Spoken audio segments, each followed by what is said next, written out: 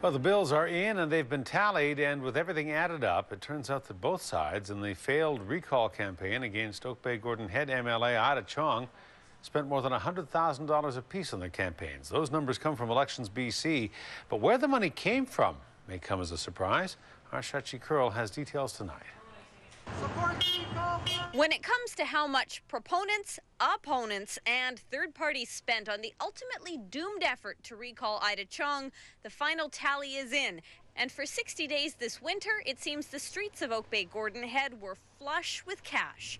Total dollar amount spent by all sides, nearly $125,000.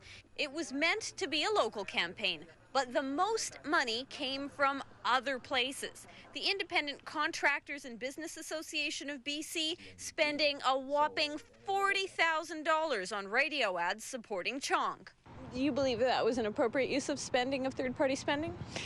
Well, again, because there is the ability to have third-party spending, you aren't able actually to control that, and the third-party individuals obviously felt it was important to make a statement as well. The BC Ambulance and Paramedics Union backing the anti-HST organizers to the tune of $8,000 by providing an office manager to help.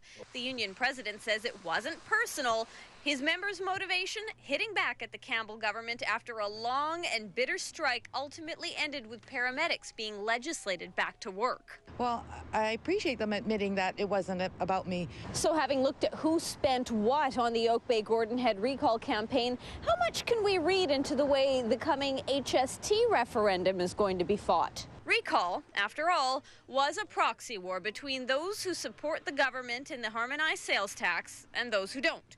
Political watchers say funding and the fight for the tax's future will also fall along the usual business versus labor lines. What is going to be interesting is to see if the public continues to be overwhelmingly against the HST. Beyond the third-party spending, the recall team raised money where they could.